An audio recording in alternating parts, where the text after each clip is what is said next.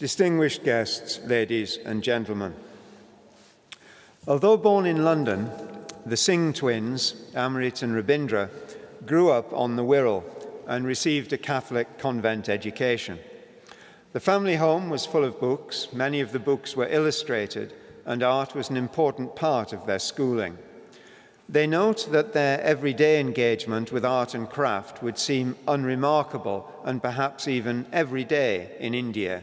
And indeed, they took A-level art in a year so as not to be distracted from their studies in physics, chemistry, and biology. In the event, they joined us here at Chester, then a college of higher education affiliated to the University of Liverpool, to read comparative religion, ecclesiastical history, and 20th century Western art history. This was followed by a period of postgraduate study at the University of Manchester in the broad field of comparative religion and the arts. At this time, they won a Government of India International Arts and Cultural Heritage Scholarship to carry out field research into their chosen subject of Sikh art and heritage. A road trip to India as teenagers, which introduced the Singh twins to the ancient tradition of Indian miniature painting, together with the resistance they experienced when trying to develop that tradition as young art students, remain two of the most important influences on their art. Describing their work as past modern as opposed to postmodern, the Singh twins engage with important areas of critical debate, challenging existing stereotypes and redefining generally accepted narrow perceptions of heritage and identity in art and society. Combining elements from Western and Eastern aesthetics, the Singh twins assert the value of traditional and non-European art forms to the continuing development of contemporary art practice, exploring cultural, social, and political issues of global significance within a highly decorative, often witty and symbolic style, which has universal appeal and transcends cultural barriers. The twins, as students, were criticized for drawing inspiration from an art form that was both traditional and rooted in Eastern aesthetics. Furthermore, the work they produced individually was also seen as unacceptable because of the similarity of their styles, something which had naturally developed as a result of their inspiration coming from a common source, as well as their pursuit of common interests and goals. I enjoy the following quote from their website. "It seemed that our work represented all the taboos of contemporary Western art, in that it was decorative, figurative, narrative, small-scale, non-individualistic, and coming from a non-European tradition. Resisting the pressure put on us by our art tutors to conform to Western aesthetics, our practice of working and exhibiting together, as well as dressing identically, was formed as a political statement against the hypocrisy of an establishment which advocated the Western values of self-expression and individuality as the be-all and end-all of modern art, yet denied the validity to anything which did not comply with the expectations dictated by its selective Eurocentric perspective." It's difficult to argue with that, and in 1997, they decided to pursue a full-time career as artists, which led to their first solo UK touring exhibition in 1999. Since then, they've exhibited in some of Britain's most prestigious art venues, including the Gallery of Modern Art in Glasgow, the Walker Art Gallery in Liverpool, the National Portrait Gallery in London, and the National Museum of Scotland in Edinburgh. Their work has toured to museums and galleries around the world, including the Smithsonian Institute in Washington, the National Gallery of Modern Art in New Delhi, where in 2011 they became the only British artists besides Henry Moore to have been offered a major solo exhibition at this, India's foremost venue for contemporary art. Their work is in private and public collections worldwide. Public commissions include two major paintings celebrating their home city of Liverpool's 800th birthday in 2007 and its status as European Capital of Culture in 2008, as well as paintings for National Museum Scotland, the Museum of London, the Royal Ontario Museum, Toronto, and the Tropen Museum, Amsterdam. They continue to be invited to speak at institutions such as the Tate, London, the National Museum of Modern Art in Delhi and Mumbai, the Asian Art Museum in San Francisco, and the Smithsonian in Washington, D.C. These are outstanding achievements. In 2002, they were appointed official artists in residence for the UK Manchester Commonwealth Games and have since continued to help promote the artistic life of the North West region. The promotion of their home city of Liverpool through their work was formally recognised when they were made honorary citizens of Liverpool in 2008. That same year, they became the first recipients of the Liverpool Art Prize's People's Choice Award. The Singh twins are contemporary British artists of international standing, whose award-winning paintings have been acknowledged as constituting a unique genre in British art and for initiating a new movement in the revival of the Indian miniature tradition within modern art practice, something which in 2010 was officially recognized at the highest level when they each received an MBE for services to the Indian miniature tradition of painting in contemporary art in the Queen's birthday honours. I'll note at this point that the Singh twins have yet to accept any degree of any kind from any university.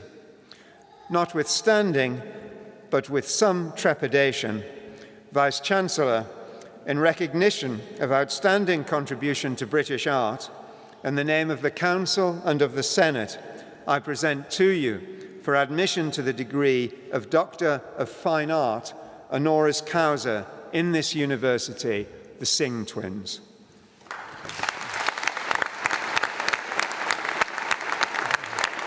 And going back to you left, I'm very pleased that we are righting the very, very bad wrong. So I'm really thrilled that you're here. Thank you. By virtue of the authority invested in me, I admit you to the degrees of Doctor of Fine Art, honoris causa, in this university. My warmest regards.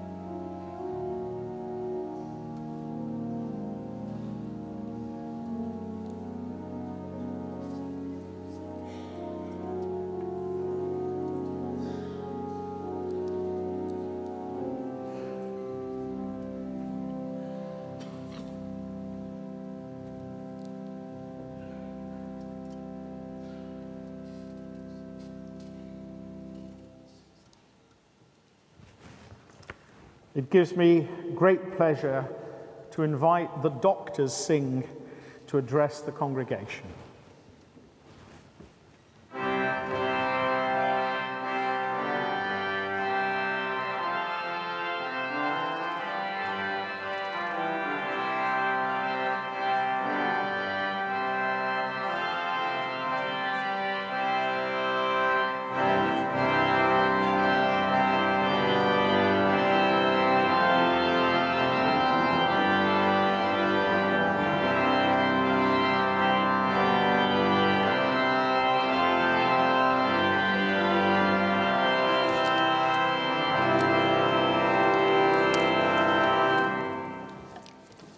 Well, good afternoon, everybody. And first of all, congratulations to all of you who've received your well-earned degrees today. We're very pleased for you and we wish you all the best in the future.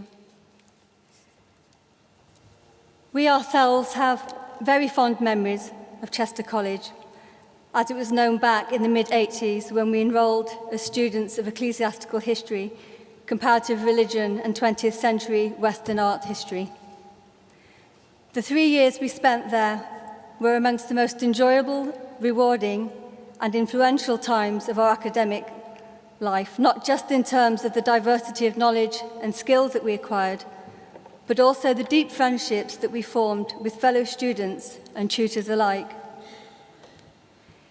In particular, the insights we received into the rich iconography, philosophy, and symbolic language of world religions and mythologies, as well as the keen interest we developed for analytical research and inquiry, have remained with us, continuing to inform and lying at the very heart of our practice as artists.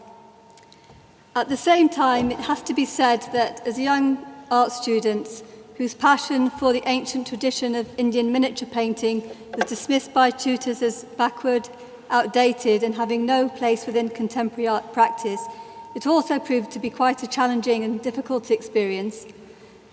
Finding ourselves in the position to having to defend our right to express our artistic and cultural identity in a way that was true to who we were as artists and British Asians was not something we expected to have to do on a course which promoted freedom of expression as the be-all and end-all of modern art. And our determination to validate and adopt the Indian miniature style as our personal artistic language against the pressures to conform to Western role models in art was a constant source of tension and frustration. But we're great believers in the notion that everything happens for a reason. And whilst our experience as art students was far from easy, it was a key turning point in our lives. It made us realise the extent to which cultural prejudice is institutionalised within society, and to view art not just as a hobby, but a powerful tool of communication for influencing opinion and stimulating debate. In short, it influenced our decision to pursue a career in art, in fact, and has given our art direction, purpose, and meaning. Since our time at Chester, we have striven to gain acceptance within mainstream contemporary art on our own terms rather than bowing to the dictates of the contemporary art establishment, refusing to be pushed into the ethnic pigeonhole or exhibited as part of yet another Indian summer season, and challenging attitudes that deem our work too culturally different, and I quote, too culturally different to be considered alongside that of our peers, as the BBC once did when we'd reached the finals of their televised art competition. It's meant taking a lot of risks and a lot of perseverance, some would say stubbornness, which eventually paid off.